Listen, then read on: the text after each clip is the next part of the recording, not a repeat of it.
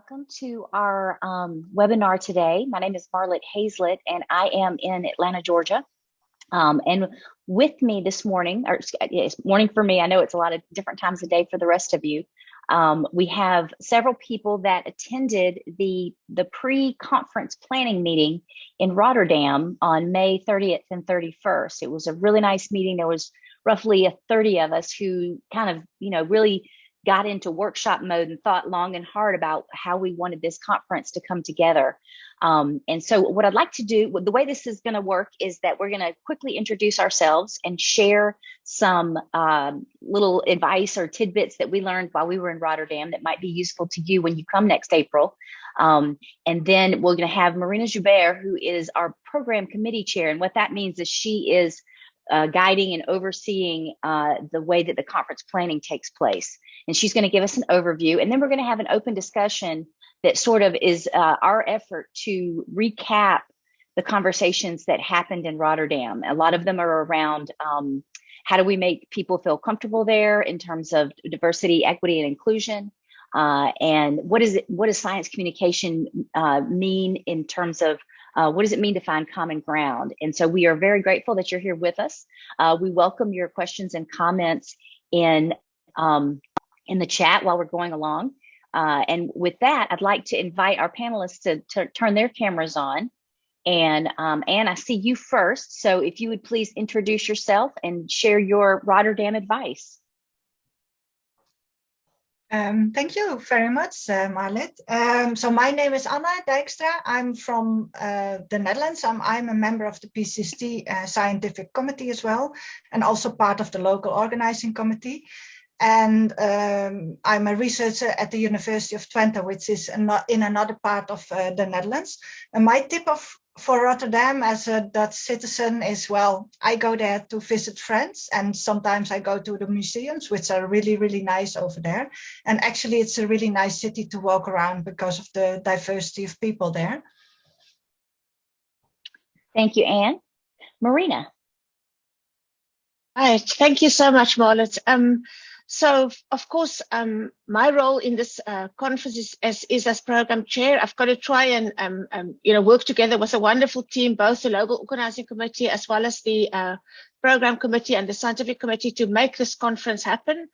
I will talk a little bit more about that just now, but I'm passionate about it because PCST as a network and PCST conferences in particular have really been formative in my career and have meant so much to me. So I see it as a real challenge and an opportunity, and also responsibility to make the most of this conference and to make it as meaningful and unforgettable as possible and enriching as possible for people who come to Rotterdam and who join us there, and also for some of the activities that will be available online. So in terms of Rotterdam, in general, I love the Netherlands, but I agree with what Anne said. There are wonderful museums.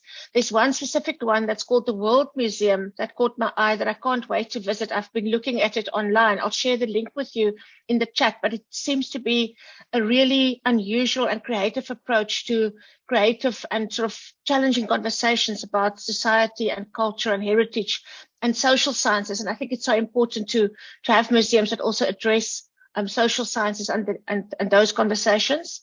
And then I want to add one more thing about something typically Dutch that you can enjoy to eat.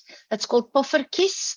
I will put that in the chat as well. There's a place in Rotterdam that sells these poffertjies. They are amazing, wonderful, sweet little pancakes. I think you can call them mini pancakes. And they sell them on the street at this poffertjie salon CEST. And I really I took some of the committee members there in this round, just on an afternoon when we had a bit of free time, and it's really fun to try it out if you haven't tried it out before. But I'll put both of those in the chat as well. Thank you, Marina. Alice? Hi, I'm Alice. I'm zooming in today from the First Nations Turrbal and Joubert. Those are the first times I've said them. I'm currently in Australia. And I am also a member of the scientific committee. I help with our website and our social media. And my favorite thing about Rotterdam was actually the bridges, which are beautiful bridges that span the city, the rivers and the canals going through it. It's just such an amazing place to walk around. And if you can find a way to cross one of those bridges at sundown or sunset, you'll just see a beautiful reflection of the colors in the water. For me, that was a huge highlight of being there. Thank you, Alice. And John. Hello, thank you, Marlit. So my name is John Chase. I'm currently working as a project scientist at the University of Leiden. Previously, I've spent more than a decade as a practitioner of science communication, doing shows, workshops, events, talks, books, all of the above. But now I'm working on a project called Globalscape, which looks at science communicators across the entire globe, focusing on the lesser heard voices, so not the usual just Northern Hemisphere or Anglophone countries. So yeah, that's what I do. And if I was to give a bit of advice for visiting Rotterdam, it would be definitely to cross one of those bridges, or a few of them. One in particular is very beautiful. It's Erasmus Bridge. And on the other side, you can get to a place called the Head of the South, or Koop van Salt in Dutch. And over there, you can find a lovely piece of artwork, which is talking about and opening a conversation about cancer and what it's like to actually have lived with cancer and to have survived cancer. And it's a lovely piece of street art on the side of a huge building. I'll put a link in the chat to an article in English so everybody can read it and check it out and maybe think about visiting it when they get to Rotterdam. Thank you very much, John. All right, so I see that we've gotten some more people joining us. We're glad to have you today, and feel free, as I love seeing the greetings in the chat, and feel free to use those as questions or comments, and to the extent that how we manage our time, we can get to those, we absolutely will.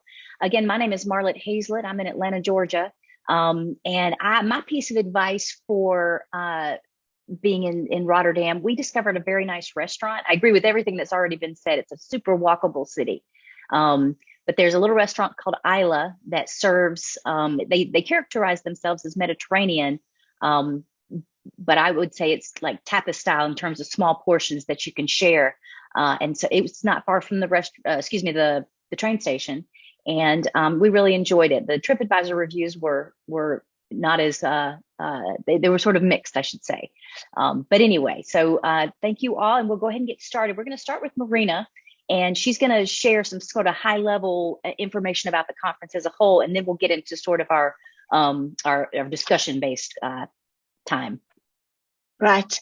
Thank you very, very much, Marlit, once again. So I just want to highlight a few key dates and a few key ideas around the conference.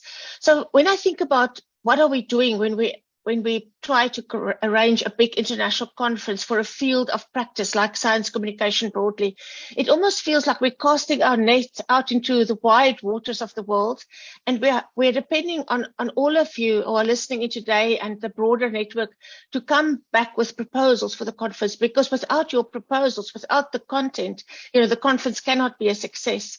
And then when we have those proposals in, it's like building a big jigsaw puzzle with 1,000 pieces or more, and trying to fit them all together and trying to make sense so the whole picture will emerge that will be, as I said just now, hopefully unforgettable and enriching for your careers.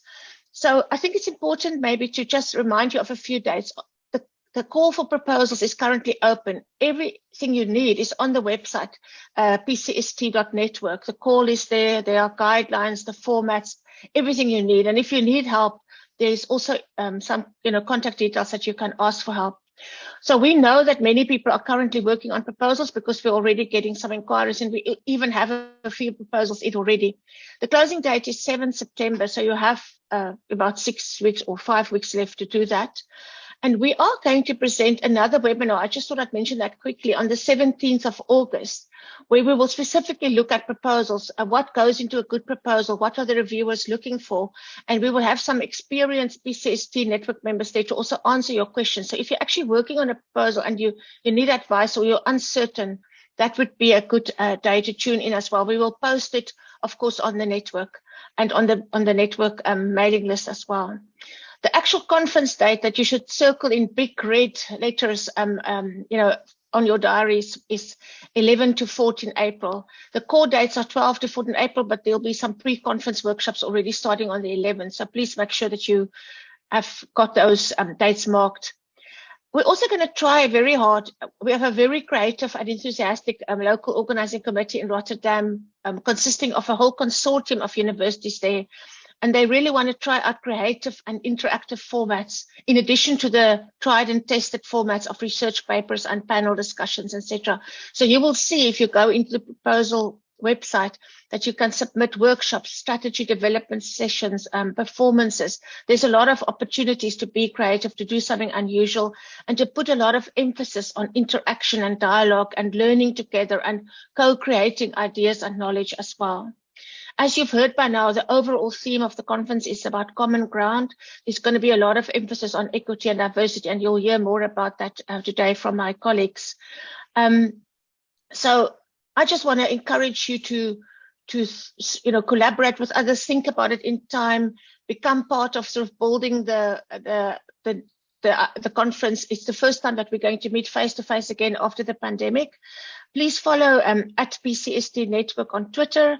We're using the hashtags hashtag PCST 2023 or just PCST 23. You can also use to share ideas, and please don't hesitate to get in touch if you need any help or advice. You can also use the PCST listserv if you're looking for. If you have an idea but you want to put together a panel, or you want to put together a round table, ask for people to join you. You can use our social media, our Facebook page and our Twitter for that as well, of course. So with that, I'm going to wrap it up and just say, we're really looking forward. Every single proposal that comes in is a step towards the conference. The review process will be thorough and strict. We want to ensure quality, of course, as we always do. And as always, for this specific network and for this conference, we place quite a high value on building bridges between theory and practice. So we want to look at proposals that also can achieve that. And if we get this right, and if we build this jigsaw puzzle together, I hope that, after PCST 2023 in Rotterdam, those who attend will go away enriched and re-enthused and inspired for science communication research and practice. Thank you, Marlit. Thank you, Marina. All right, now we're going to transition into our discussion time. I'd like to invite the panelists all to turn their videos on. We've got a couple of pre-planned questions, but we also are trying to protect some time at the end for those of you who, got something you really want to ask about, because we want you to kind of feel like you were a part of the conversation, and we, may learn something from you that we can pass on and include as our planning continues. So our first question is about common ground. And we took a lot of time in Rotterdam thinking about what does that mean. And so I'd like to start with Alice and kind of get her thoughts on common ground in the science communication community. Yeah, so this was very interesting because there were so many different ways that we talked about common ground over the course of the meeting, and others may have got other aspects out of it. But when I was reflecting back on how we talked about this term, there were sort of big themes that came out. And one core theme was common ground between people who practice science communication and people who research it, which we know is sometimes hard to achieve. There's often a huge gap between the people doing the work and the people studying the work. And kind of connected to that, we also talked about students and finding a way to bring them into our community and creating some common ground there. We also obviously talked about equity and inclusion, but also diversity and social justice. And I think we'll talk about that a little bit later throughout this conversation today. But as a huge part of how we want to think about common ground, creating a common ground where we all feel very comfortable. And then finally, we talked about bringing together the different publics who might be interested in science or not interested in science, not engaged with science. And can we find a way to build bridges, build some sense of common ground between these very different people, some of whom the science communication community has done a better job of engaging than others. So that for me were the sort of the three different ways that I thought about creating common ground throughout the course of those workshops. or throughout the course of our meeting. Sorry. Thank you, Alice. Anne, what would you like to add? Yeah, I have to unmute myself.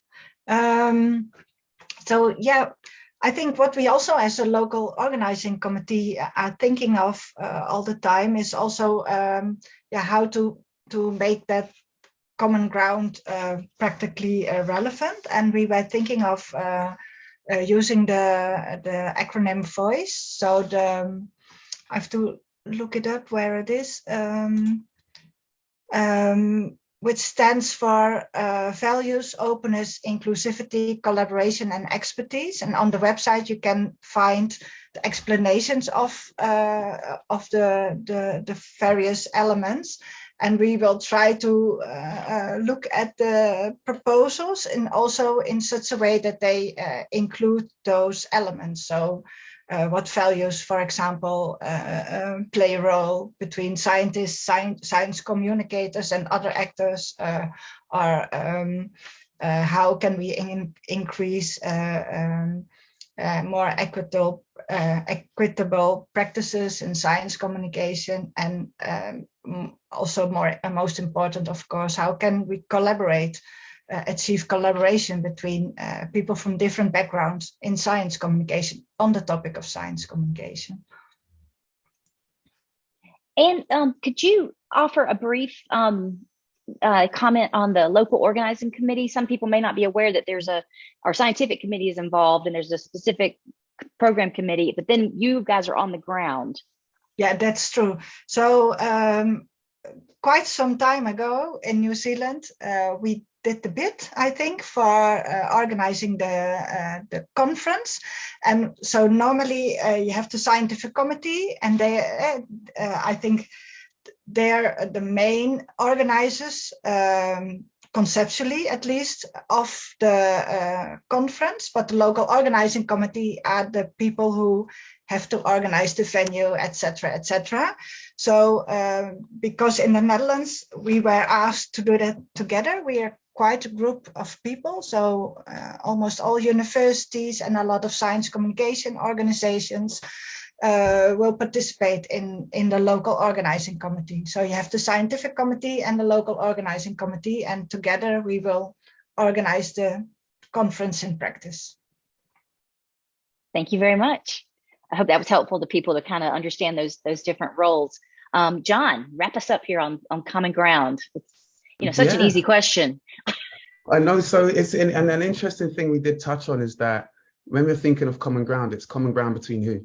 And there's various types of who's in science communication, stakeholders. You've got many different types of publics. You've got many different types of actors in science communication, whether it's journalists, people who work in museums, citizen scientists, artists, writers. And so how do you find common ground between all of these groups? And the idea isn't that you would just try and build one big bridge, is that where each of these different areas, actors, publics interact, there are these barriers that we kind of navigate as science communicators. We navigate these barriers where the people interact. And it's not just that they're barriers, it's that we need bridges to allow access between them. And we need people to sit on those bridges and have conversations with each other. So not necessarily stay in their area, but be prepared to kind of cross the bridge and stop on the bridge and have a conversation, co-create ideas. And it's really about a shared space that is safe, and where people can share ideas, conversations, opinions, and almost beat out some of these ideas within science communication. A lot of it that requires research and practice. Practitioners are often on the forefront, innovating and coming up with ways to deal with the public and work with the public and just innovating on the spot. And researchers kind of sit in a kind of, I wouldn't say privileged position, but a bit further back, and they can kind of step in a bit and try and standardize some of these approaches. But we need to learn from each other. So we need common ground and a safe space between researchers and practitioners, between various different publics and science, between different types of science, between engineering, technology. We just need little bridges to be built between it all. And we shouldn't be scared to kind of sit on that bridge and try and negotiate those conversations. I love that analogy or metaphor, that visualization of these communities that might naturally evolve, but then building the bridges between them so they can have conversations and get stronger and better. I really appreciate that. AP, thank you for your comments in here. I think that John did a good job of sort of trying to address some of your questions. So we're going to move to the next question now, and it is, how can we ensure that our conference is equitable, inclusive, diverse, and just? And so to kind of kick off this question, John's going to kind of share his thoughts as it relates to how do we distinguish between equality and equity. He's going to start with that and then add his comments as it relates to how do we make sure the conference is this way. Yeah, absolutely. So often people do, when they see EDI or DEI, however it's framed, or JEDI, whichever way they see it, there's a question of, is the E for equality or equity? And there's a key difference. Equality is about almost seeing everyone as the same. It's about embracing the sameness of us all, so no one is treated differently.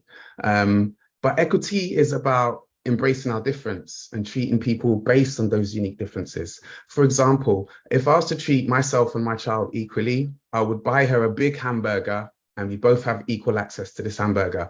But that isn't suitable for her. She'd be overstuffed. It's just not what she needs. So being equitable would mean I recognize her as an individual, and I try and give her a portion that allows her to be satiated, allows her to be fulfilled.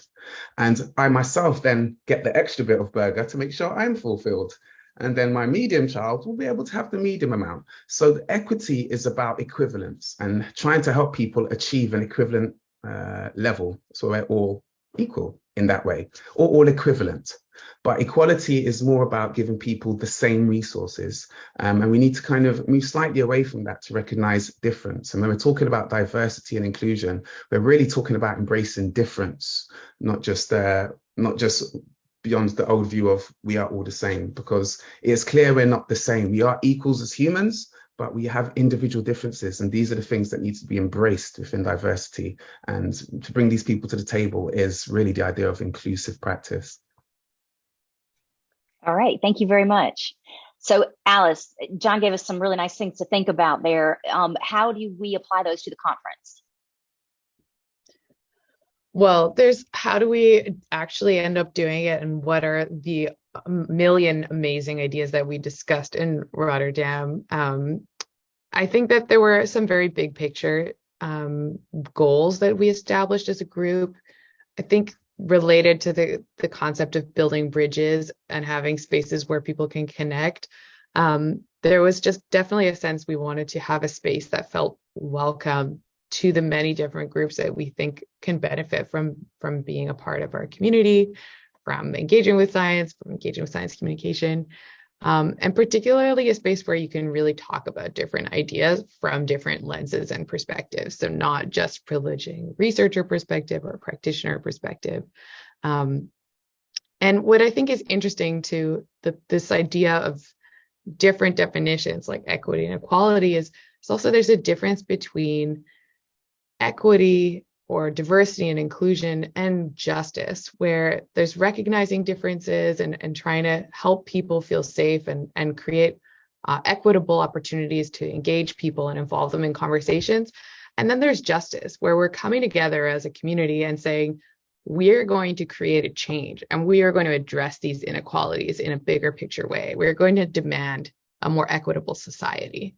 And that goal, as something that we probably cannot achieve in one conference, but that could be a big picture guiding force for PCST community, PCST members, to me was a really powerful distinction of thinking about, okay, we're going to be inclusive, we're going to be diverse, but our overarching endpoint is not just to live with the fact that some people have less opportunities than others. We're going to try to work towards a vision of a world that is more equitable, diverse, and where we don't need to divide our hamburgers quite so intentionally all of the time.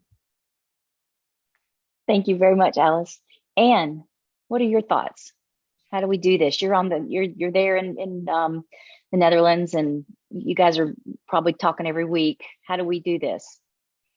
Yeah, that's a good point, because I can offer a practical perspective in that sense, because we have indeed the committee, and in the beginning it didn't seem so well, it seemed important always when we started with the committee, but now it's even more important. And I think what we did during the workshop in the meeting in Rotterdam is that we also tried to look at more practical ideas and recommendations. So before Rotterdam, we already had a questionnaire, and one of the things that came out is some practical things like offering childcare on site, and trying to find travel funding and bursaries. And during the workshop, we also did a 1-hour workshop on EDI topic, and trying to make people more aware of EDI in science communication, because I think that's really important. So maybe from the local organizing committee, I can say that we are indeed trying to find our focus at this moment mainly on finding travel funding, and we know that in the conversations with possible funders or sponsors to the conference, some of them really like to provide, for example, funding for 1 or 2 bursaries. So we really hope that we can be successful there, but that will be announced on the website when we have them. And so we really hope that can make a difference for at least some people.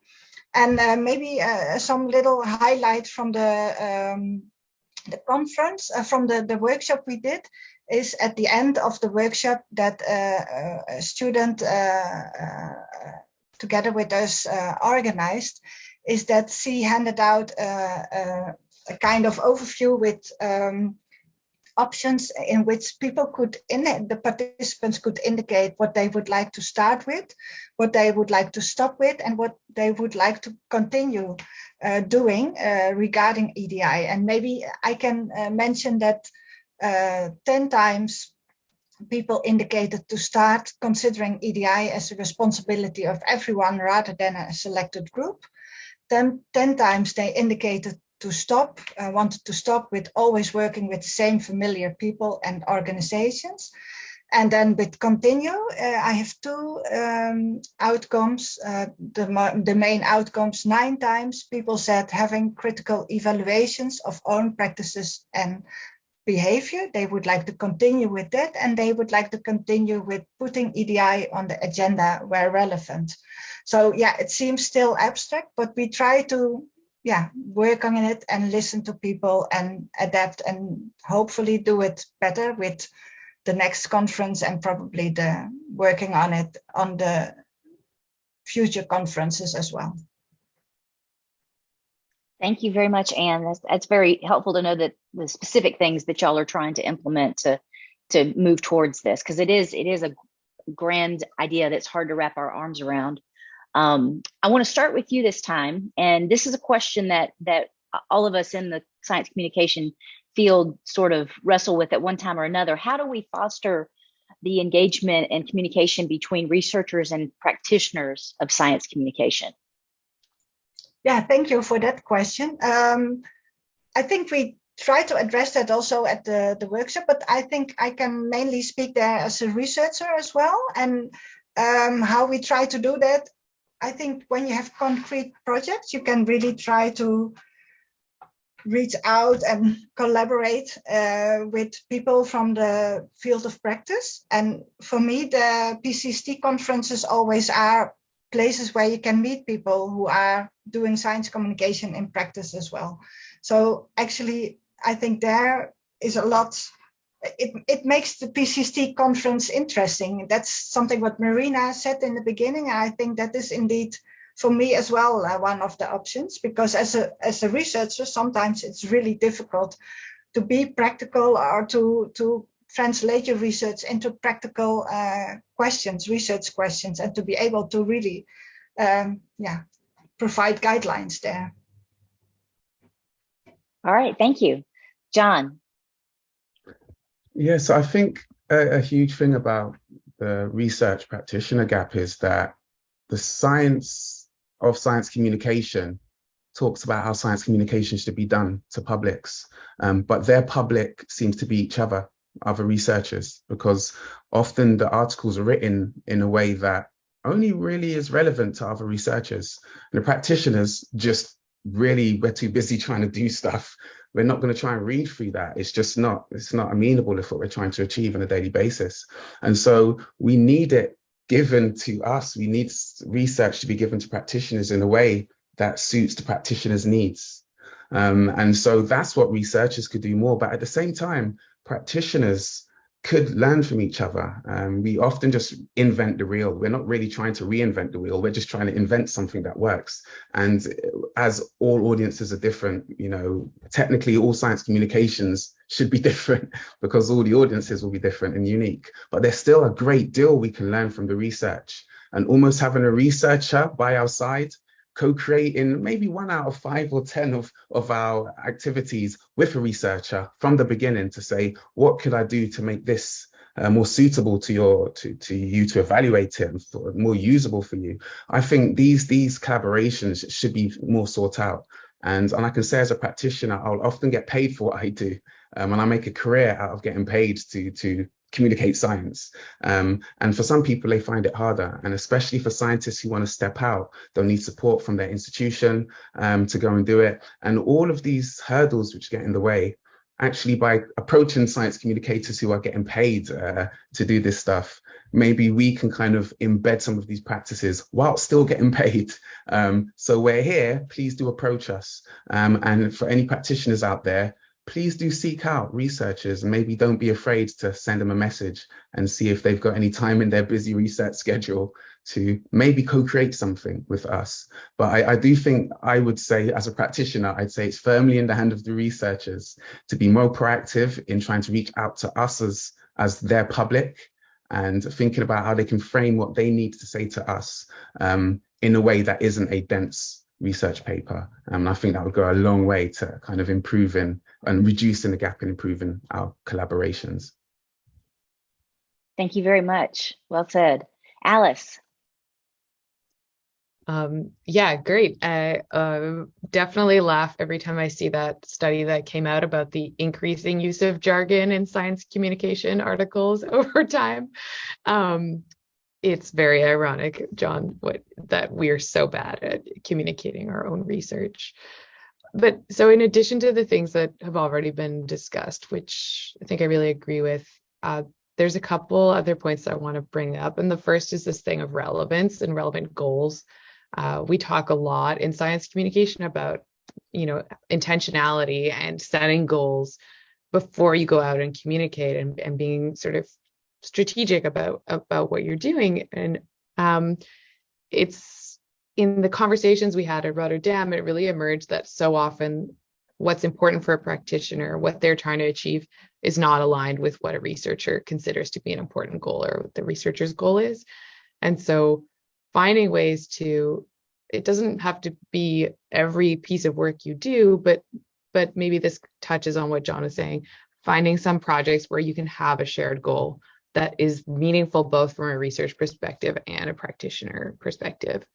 And similarly related to this idea of relevance is also the idea of cultural relevance, where we're an international network. We have practitioners and researchers from so many different countries, and you cannot just pop in a solution or a theory or evidence or something that worked well in one practitioner context into another without some sort of adapting it, thinking about that cultural relevance, testing to see if it still applies, which is something I had never thought about in bridging this gap, is that some evidence comes from one country and then we try to implement it in another that has a completely different communication ecosystem. And then the other really key theme that stood out for me was this question of incentives. So from a researcher perspective, there's a lot of hand-wavy encouragement of things like public engagement and science communication and, you know, promote your work. But there isn't often a lot of very tangible incentive. And we know from research actually that this is a big barrier for many researchers of actually getting out there and doing science communication work, doing public engagement. And I would say that applies to science communication researchers as well. But also the point was made that for practitioners, a lot of these jobs are really unstable. And so again, the incentive to go out of your, already overstretched time and go out and learn some research from a dense academic journal article or even a tweet, that's a challenge if you're already on shaky ground financially, if you're already stretched thin. And similarly, there's a lot of turnover in many countries for practitioners who aren't able to stay in their career for long enough to get integrated in the research community or even just pass on learnings through generations of science communicators. And so it's like on both sides, there's a lack of structure to support practitioners and researchers from actually putting in that extra energy to foster those bonds, to build those little bridges that were mentioned earlier. And so obviously providing sort of funding and financial stability is not something that we can just do overnight, but there's a bigger picture systemic change that needs to happen on both ends of the spectrum to be able to really bring these two groups together. Thank you very much, Alice. All right, I'd like to invite everybody to kind of, we're going to take about 30 minutes of silence for us all to sort of absorb what we've been hearing. And then in the chat, if you would please comment on something you want to hear a little bit more about. We've got a few rich comments there. And then I want to open it up to everybody. So I'm going to be quiet and let everybody sort of put some ideas in the chat, and then we'll begin our conversation again with the time we have left.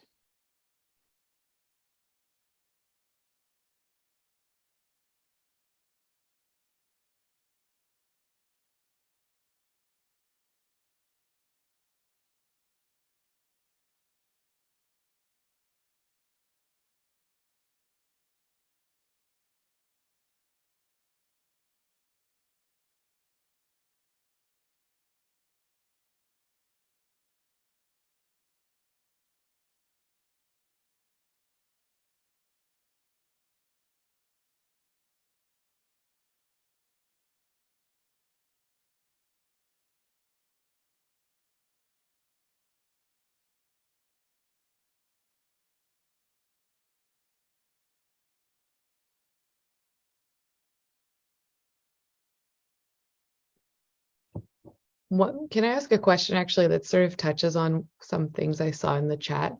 Yes. And what we were just talking about. Do we have a sense of how many people at the conferences normally are practitioners versus researchers?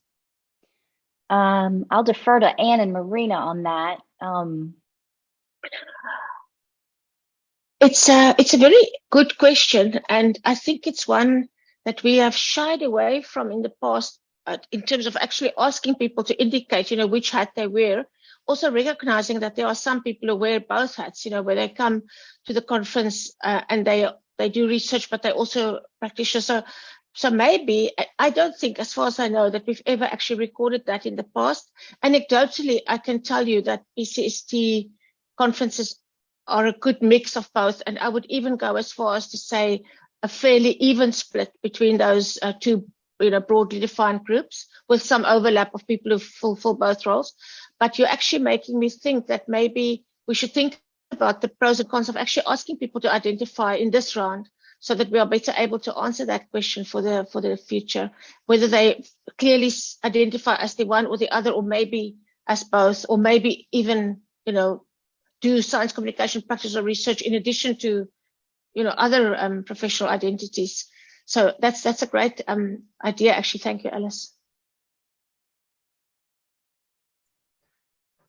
Maybe I can add. I think in the online conference in Aberdeen online, that was maybe different, but in New Zealand there was a kind of evaluation as well, but I cannot really find that evaluation now, and I don't remember if that question was asked at that moment, but I agree with Marina. My experience with the PCST conferences is that, well, I think there's about half at least of them who are more from, I think it's half researchers and practitioners. And there are also maybe science journalists, at least a few of them always. So yeah, there will be people from very different backgrounds, and that is different from normal or other conferences I attend, who are mainly attracting people who are doing research, at least together, maybe with doing a practical, having a practical background.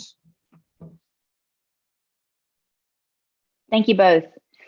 We had a comment from Jane Gregory about 10 minutes ago, and several folks have chimed in on it. So I've asked her if she'd be willing to speak to it, and she has said she would. So Jane? Hi, I'm coming. I was cleaning my bathroom when this came up, so just trying to get the camera on. Hi, hello, hello everyone. Yeah, I asked if there could be some explicit statement on the registration form, accepting that PCST is a safe space for everyone, and that people expect to be treated with respect and dignity. I haven't attended for some time. I was glad when we went on Zoom. That felt okay for me. I've met other people, mostly younger than me, who won't come, and that's a shame. I don't think PCST is any worse than any other academic conference or academic community, but I don't think also that we're that much better. And we think a lot about EDI in our work with our publics and in our practice, but I think we could be more explicit about acknowledging the need for it within our own community.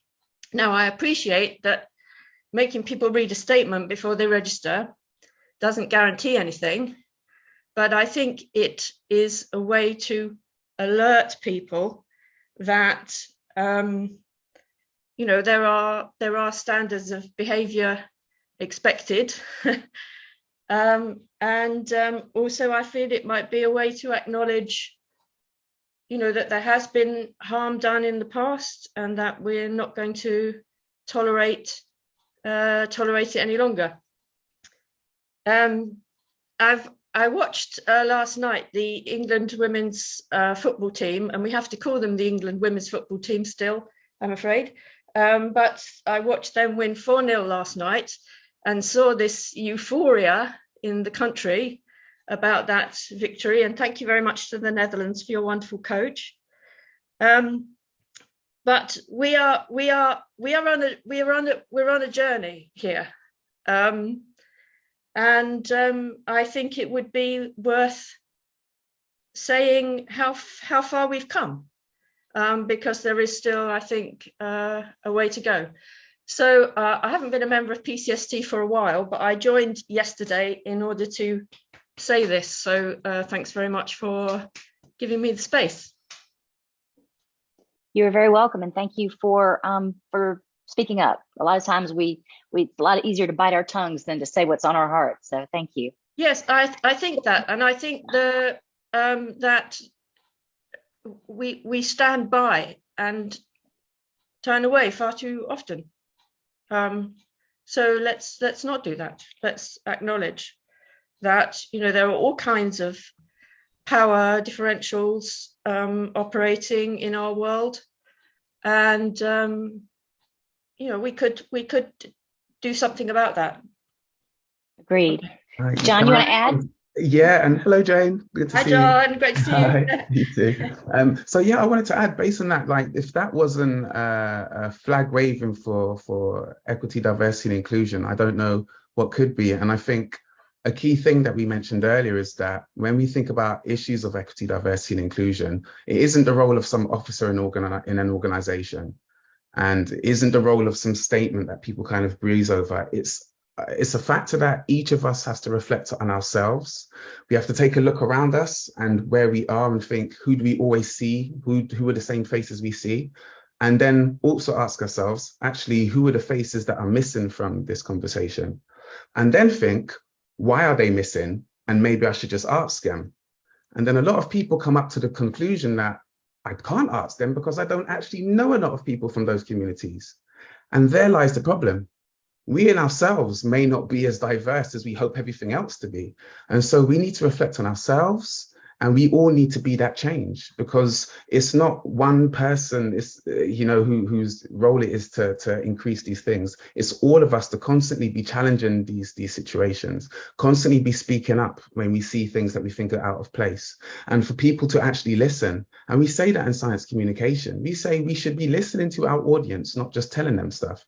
But yet still, we need to encourage people to feel safe to speak up. And when they do speak up, let them feel that they have been listened to and that we are trying to respond to them. And realistically, we can't respond to everything.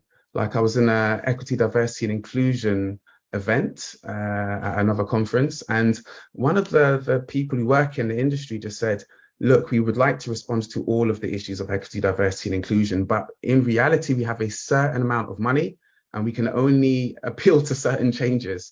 And so although they can take one at a time, they can't change it all. And so maybe it's not always for them to change. Sometimes us as people attending an event can say, hang on, there's a bag in the way. Let's not call someone to move it.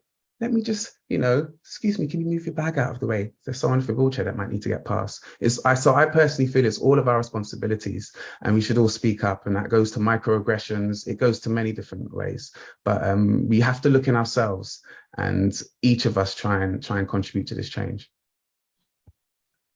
Can I add something there? Yes, please, Jan.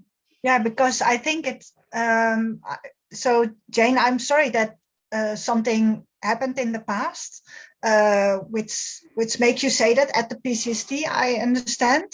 So, but when we started with organizing the PCST 2022 conference, it was then, I think we're trying to address the topic now, and I think it's not perfect what we're doing, but we're trying to make changes at this moment. So we have at least something now on the PCST website, on EDI, and also in the organization of the practical organization of the conference, we try to make some changes, at least to maybe for the amount of attention that the topic had before. So I'm sure that it will not be perfect, but at least as a local organizing committee and as the PCST scientific committee, we are now trying to address the topic more than we did in the past. So yeah, and I think what John is saying there is that we need everyone for that. So please come and also contribute then to make the topic more acceptable and or make the conference more diverse and safe for everyone. So I would say.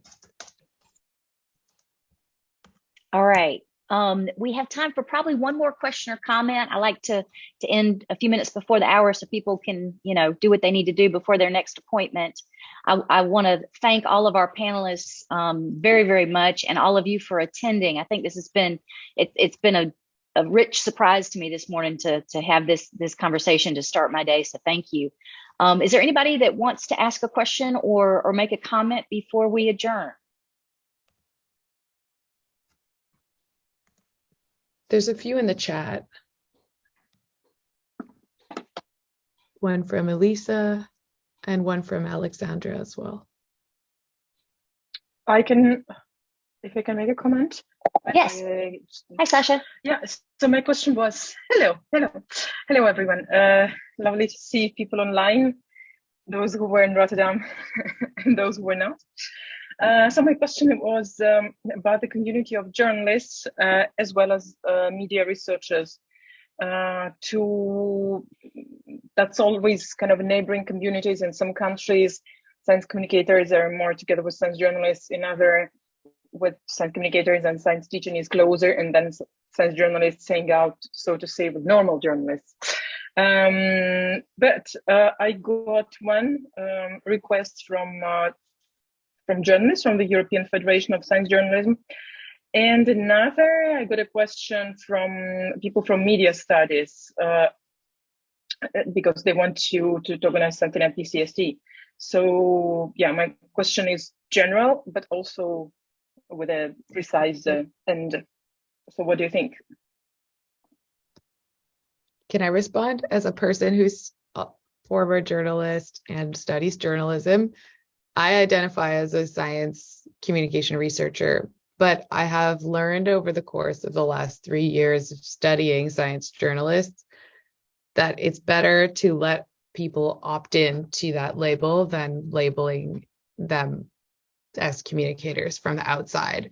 And I think part of it is what you mentioned, Sasha, about the local context, that thing of cultural relevance, and that there will be differences depending on the media ecosystem and the way science communication and journalism are perceived in different countries, but also just on an individual level. Like, journalism is so diverse now, science communication is so diverse, and different people will just identify a different way. And I think that there's a value judgment, and there's sometimes different associations with these different terms. So my personal practice has just been to say, if people are interested in coming and they feel they'll learn something from being a part of the public communication of science and technology network or a conference, they should definitely come. You don't have to identify as a science communicator or science communication researcher, but I would hesitate to sort of label anybody who doesn't want to be labeled, if that answers your question.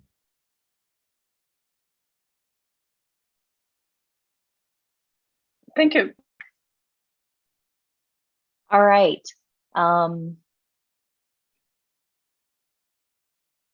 I am looking forward to seeing you all next April in Rotterdam.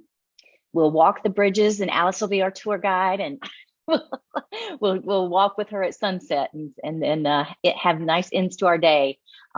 Thank you to our panelists. Thanks to each of you for spending part of your day with us. And I'm going to linger a little bit, and if anybody wants to continue the conversation, but otherwise, have a beautiful day. Thank you.